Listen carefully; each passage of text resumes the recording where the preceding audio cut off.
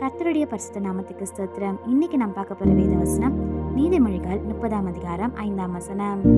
தேவனுடைய வசனம் எல்லாம் புடமிடப்பட்டவைகள், தம்மை அண்டிக் கொள்கிறவர்களுக்கு அவர் கேடகமானவர். Every word of God is flawless.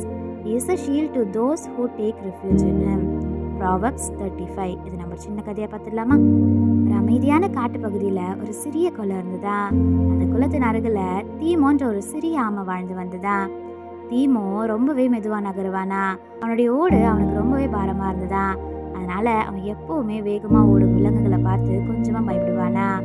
ஒரு நாள் பசியினால் தவிர்த்த ஒரு நரி தீமோவை தனியாக நடந்து கொண்டு இருக்கும் போது பார்த்துதான்.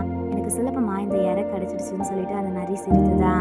தீமோ நரியின் காலடி சத்தத்தை கேட்டதும் பயந்துட்டானா. நான் மானை போல வேகமாக ஓட முடியாது, நான் என்ன பண்ணுவேன்னு சொல்லிட்டு அவன் யோசித்தானா. அப்போதான் அவங்க அம்மா சொன்ன வார்த்தைகள் அவனுக்கு நினைவுக்கு வந்ததா. ஆபத்து வந்தா ஓட்டுக்குள்ள மறைந்துக்கள், அதுவும் நான் காப்பாற்றுன்னு சொல்லிட்டு ஞாபகம் வந்ததா. நரி அவன் மேலே பாய்ந்ததும் தீமோ உடனே அதனுடைய தலை, கை, கால் எல்லாத்தையுமே கடினமான ஓட்டுக்குள்ளே இழுத்து கொண்டானா. நரி அவனை தள்ளிச்சான், உருட்டுச்சான், கடிக்க முயன்றுதான். ஆனா அந்த ஓடு ரொம்பவே வலிமையா இருந்ததா. நரியின் பற்களால் அதை உடைக்கவே முடியலையா. கொஞ்ச நேரம் அதை முயற்சி செஞ்சு தோற்று போய் அங்கிருந்து சென்றுச்சான். எல்லாமே அமைதியானதுக்கு அப்புறம் தீமோ மெதுவா வெளியே வந்தானா. அவன் பாதுகாப்பா இருந்தானா. அப்பதான் அவன் ஒரு உண்மையை புரிந்தானா. அந்த ஓடு அவனுக்கு பாரமா இல்லை, அவனுக்கு ஒரு கேடகமாகவும் பாதுகாப்பாகவும் தான் இருக்குதுன்னு. நம்மளும் தேவனுடைய வார்த்தையை நம்பினா அவர் நம்மளுக்கு பாதுகாப்பான கேடகமா இருப்பார். ஆமென்.